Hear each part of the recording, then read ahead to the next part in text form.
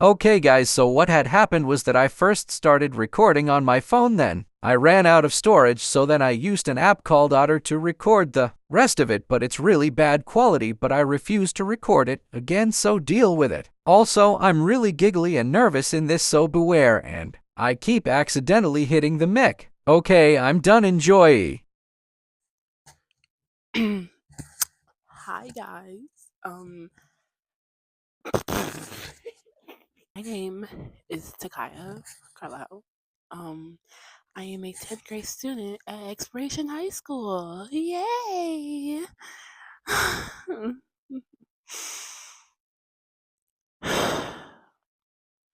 Anyway, and yeah. Also by the time most of you see this, like otherwise from like kids that go here, I it will be like my 16th birthday. So like, you know, wish me one. I won't be there at the um winter showcase. But yeah, that's my birthday. So like wish me one, you know. I'm gonna be in a retirement home in the next year. So yeah. All right, let's get started.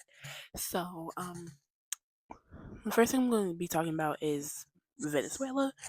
And I'm going to be talking about how and why we should save Venezuela. And yeah, so first let's talk about Venezuela themselves. Like, what is Venezuela? So Venezuela is a country on the northern coast,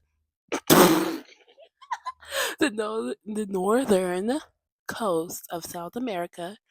In the 1800s, Venezuela led the fight for South America's independence from Spain, and their capital is Caracas. Yeah. um, Venezuela. Okay, girl. Venezuela are neighbors with Colombia, Brazil, and hold on, let me look this up before I get canceled. Okay, it's pronounced as Guyana. And the fun fact is that Venezuela claims that the western part of Guyana belongs to them, but Guyana does not agree. Okay, they strongly disagree. Anyway, Venezuela has a population density of 32 people per square kilometer. Kilometer? Kilometer? Whatever. This is this is a really low number of people considering that their neighboring countries like Colombia have 47 people per square kilometer. So like, keep that in mind, bro. That's like not a lot of people. But we'll get into why later. Put a pin in that. Now, let's move on to the physical geography of Venezuela. They have tall mountains, tropical jungles, broad river plains, and arid coastal plains. These features impact their people that live there by like influencing their access to resources such as water and food. Climate challenges, population distribution. I forgot that was a word, guys. Economic development, and they also have a warm climate with rainy and dry seasons. Put a pin in that. Okay. Venezuela provides a home to animals like capybaras. I know I didn't say that right. I know I didn't say that right. Killer whales, aka orcas, jaguars, cougars.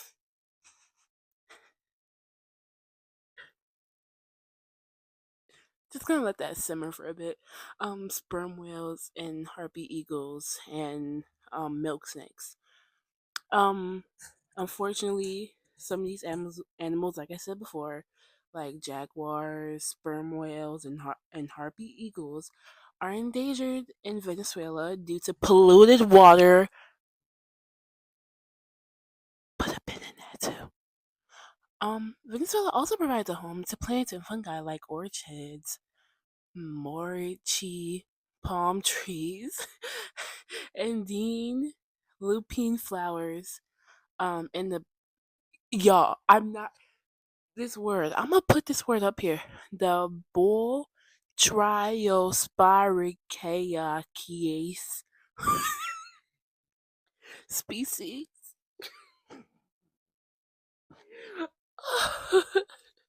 Yeah, that's what they provide home to. Now, let's talk about the history of Venezuela.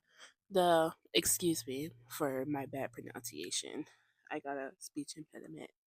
Anyway, Ar- Arawak, Arawak, Arawak, and the Carib and 30 more indigenous groups lived in what is now Venezuela when Christopher Columbus landed in the coast in 1498. When the European explorers, quote unquote, colonizers, saw the houses on the stilts, that reminded them of Venice, the Italian city, oui. So they named it Venezuela, which means little Venice. Venus? Girl, I don't know. I don't know.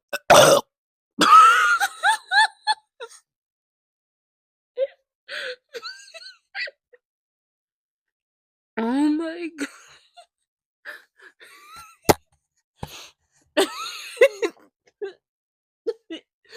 Anyway. Charlie horse.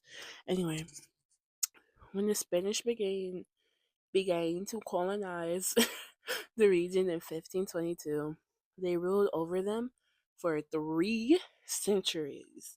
Y'all, three. That's like three 100-year-old people. That's a lot of people. What? Okay, anyway.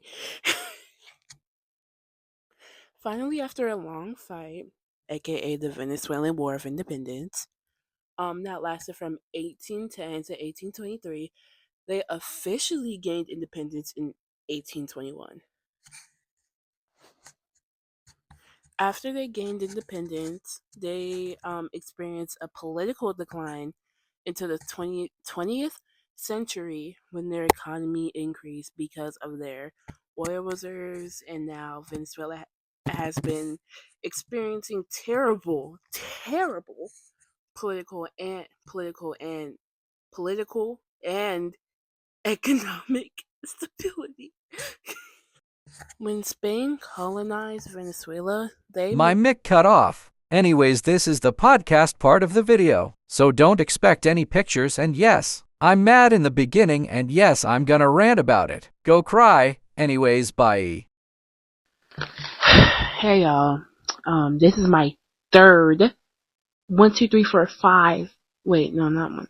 1, 2, 3, third time doing this, recording this, and if this doesn't go through, I will crash out. I will. Yes, I will crash out. Okay. So as I was saying, um, when Spain colonized Venezuela, they made colonial settlements and exploited indigenous labor, um, and ultimately forcing their language and religion on them, which is like really sad. So everybody boo Spain for that. Boo Spain, boo, you suck. We hate Christopher Columbus. He ain't find nothing. Anyway. Now let's talk about the culture of Venezuela, and the people around it. Venezuela's culture is a blend of indigenous cultures, like I said before, Spanish and African. Some of their traditions are I'm going to say this wrong. I know I will. The Maria, I'm gonna try and roll my R's. Mar, Nuh-uh. The Maria Mayanza, a tradition that includes wearing indigenous clothing and performing a firewalking dance. A firewalking dance, um, called Dance of the Hot Coals. Another tradition is Santeria. Santeria, I probably said that wrong too. A religion that combines Catholic gospel with Yoruba traditions from the West African slaves. It's a really popular choice for the girlies seeking spiritual guidance outside of the common Catholic Church. Period. Um, Now let's talk about the climate of Venezuela. Yes, girl. So,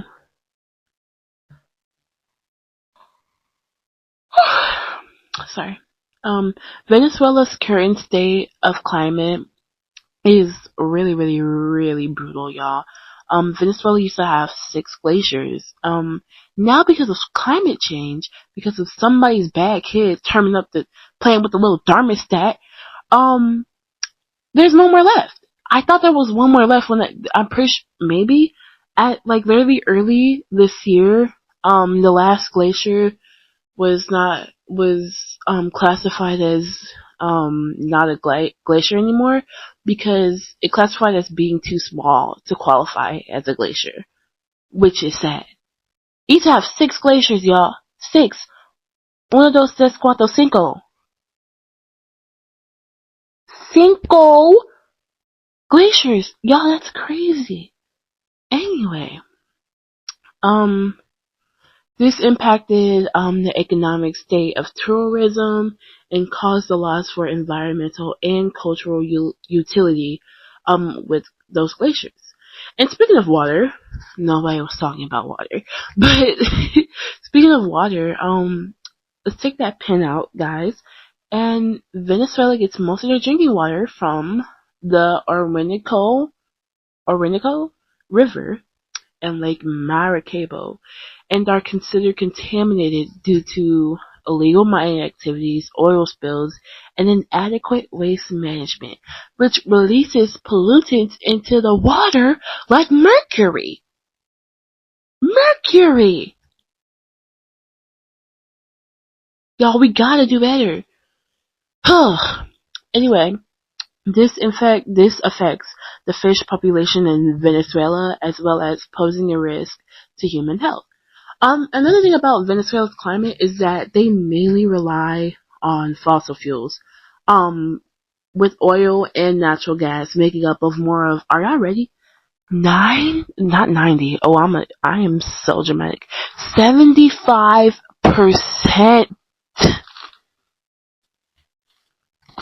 75. 1, 2, 3, 4, 5, 6, 7, 8, 9, 75%. That's 3/4. That's 75 cents to a quarter. To a quarter to a dollar, girl. Oh my god. See, this is why I am good at history and not math. Anyway,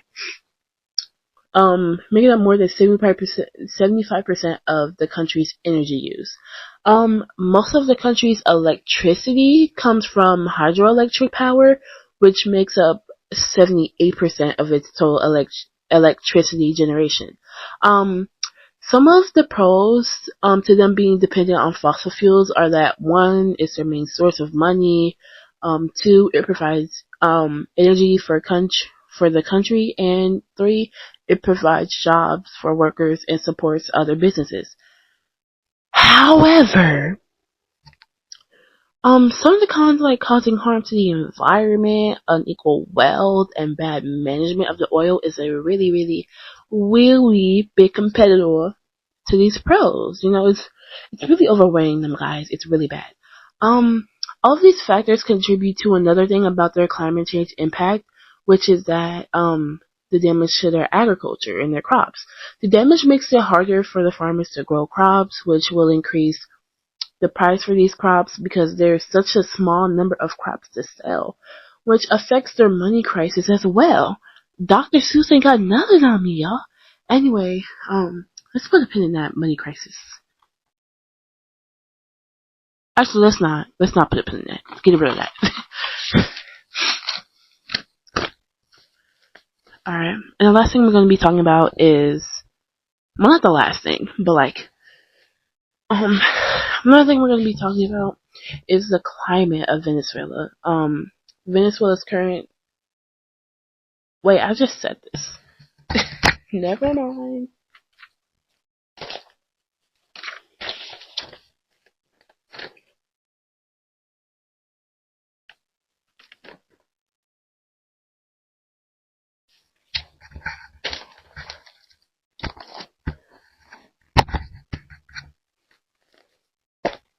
Oh, there we go. In conclusion to the impacts of climate change on Venezuela, um, is that they have an inability to clean water. Um, they're experiencing crop losses, vulnerability to climate disasters, and biodiversity losses and deforestation, which is like bad, bad. Okay, now let's get to the main point of the video, which is my CR, claim evidence reasoning. So my claim is that we should save the country of Venezuela. Duh.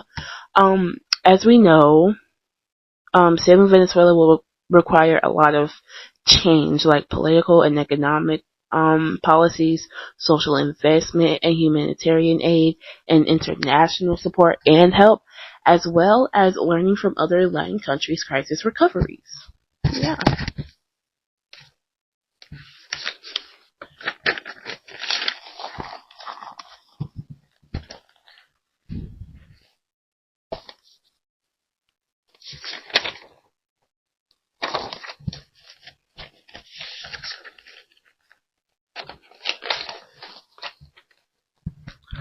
So I'm looking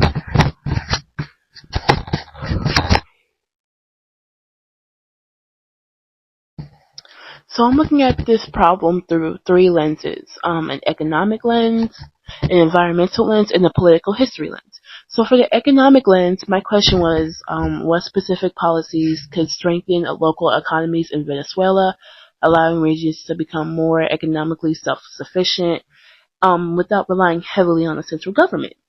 So I just listed a few policies that can strengthen Venezuela's economy. One, to give them more control,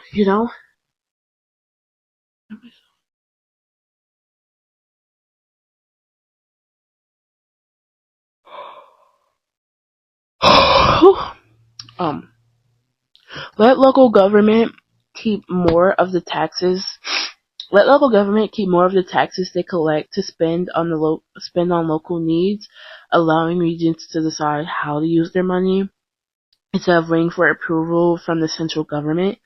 The second thing is to support small businesses. Create programs to give small loans um, to farmers, shop owners, and new businesses. Just make it easier overall, make it easier and faster to start a small business. Hold on, flipping the page. Sorry, guys. Make it easier to start off, small businesses by cutting unnecessary rules. Offer job training to help people learn skills needed in their communities. The third thing is to trade within regions, basically trade within the country. Help regions in Venezuela trade with each other so they don't always rely on goods from far away. Encourage barter systems or local currencies to keep trade active in smaller communities. I've been talking forever. I'm so sorry.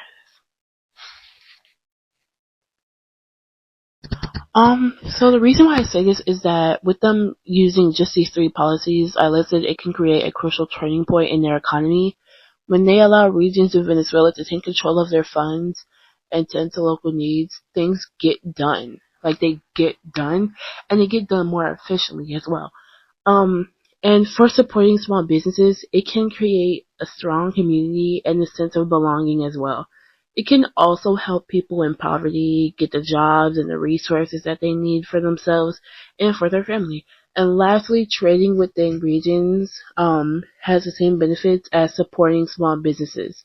In addition to that, the people of Venezuela can figure out what they're good at, like farming, selling, working, etc., and lower prices for those with the same resources.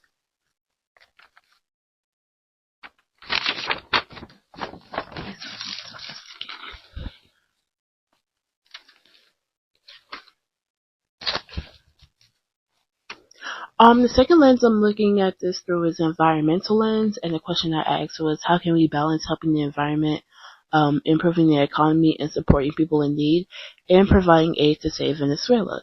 So I just listed a few ideas again, like one, protect the environment, point blank period. Stop illegal mining and oil spills to preserve natural resources and biodiversity and ecosystems, and implement stronger environmental regulations and enforcement to prevent further degradation. Degradation? How do you say that? Whatever. Yeah. The second thing I said was to support vulnerable communities. Provide essential resources such as food, clothing, and healthcare to those in need, and make sure that there's access to good quality education to break the cycle of poverty. Um, yeah, just to break the cycle of poverty. Why I say this is because with them just using these three, wait, wrong one.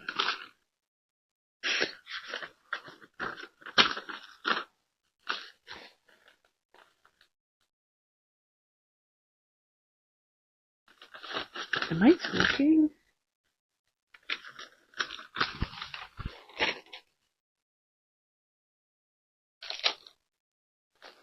Oh, okay.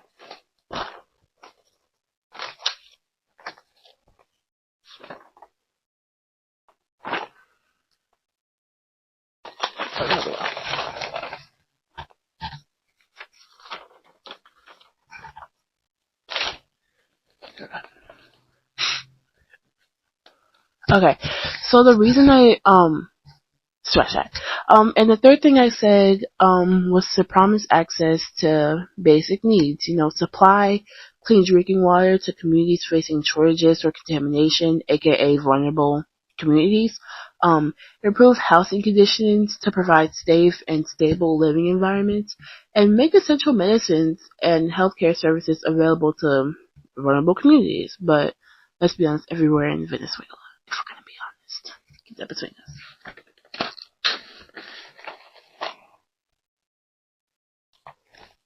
Don't forget about us. No, baby, no, baby, no, baby, no. No, baby, no, baby, don't go. Okay. How can we stop illegal mining and oil spillage? We can strengthen law enforcement to prevent mining into the Amazon forest. This can help them by preventing more damage to deforestation, polluted waters, and loss of biodiversity. And and to support people in need, we can partner with NGOs, non-government organizations, to help provide essential needs and improving education and healthcare, rebuilding schools and clinics with trained doctors and professionals in Venezuela. By the way, guys, this is my second reasoning, if you can tell. Lastly, we can provide humanitarian aid and focus on basic needs like clean water, sanitation, housing, emergency healthcare, and we can we can partner with the Red Cross to help provide with these things and job training programs as well. Don't forget about us. Oh baby, no, baby, no, baby, no. No, baby, don't, baby, don't let it go. Sorry. Anyway.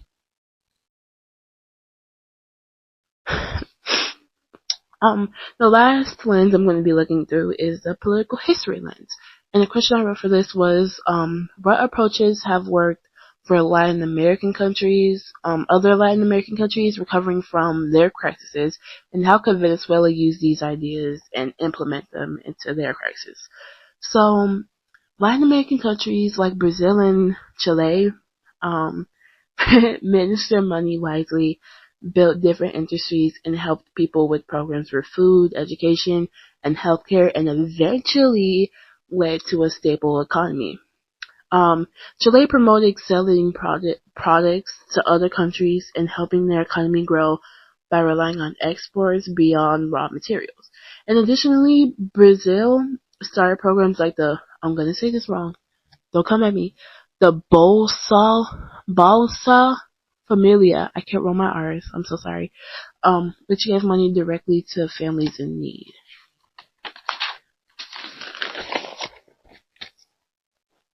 So my reasoning for this is that Venezuela can improve their country by making simple businesses. Oh my God, making simple business rules more simple for investors by cutting unnecessary spending and managing their finances better. They can also reduce political tensions,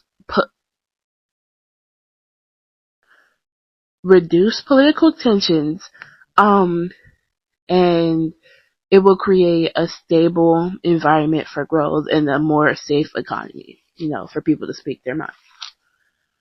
Um, and I know I just threw a lot at Venezuela. I just put a lot into their bowl and told them to mix it.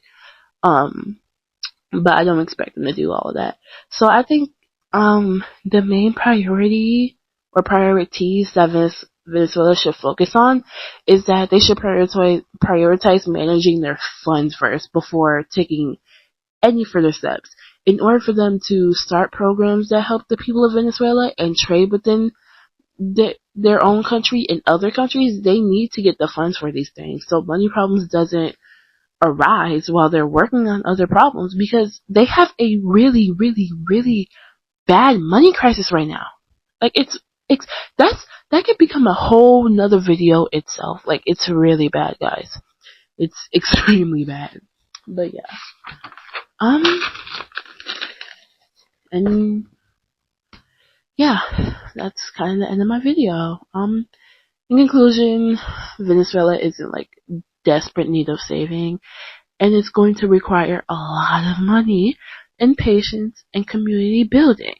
Um, and I'll say, for people who are truly serious about helping Venezuela get them on the right track, the advice I would give them is, don't be a first world savior. Don't come in like Superman, trying to be their Prince Charming. If you don't have people skills, don't try. If you're not able to take criticism and feedback, don't try, because that's what you're gonna get. It's not gonna be perfect, and it's gonna take time, but you need to have patience, and you need to have community skills and a lot of other just personality skills in order for you to connect to the people in Venezuela, to not be a butthole, to be like a butt face. No shade. But yeah, just be honest, be true, and really stick to what you do, but listen to them. But, what do I know? I'm 15. I'm from North Minneapolis, Minnesota. Girl, I don't know nothing. I just sit in my room and eat hot fries all day. Anyway, yeah. I don't know how to end it. If you made it this far, thank you. I love you. Mwah. Yeah. Wish me one. I'm currently recording this on the Wednesday before, not before my birthday, but the Wednesday week before my birthday, if that makes sense. What week what, December 11th? December 11th. I'm recording this on December 11th. So, yeah. Toodles. Love you. Toodles, silly goo.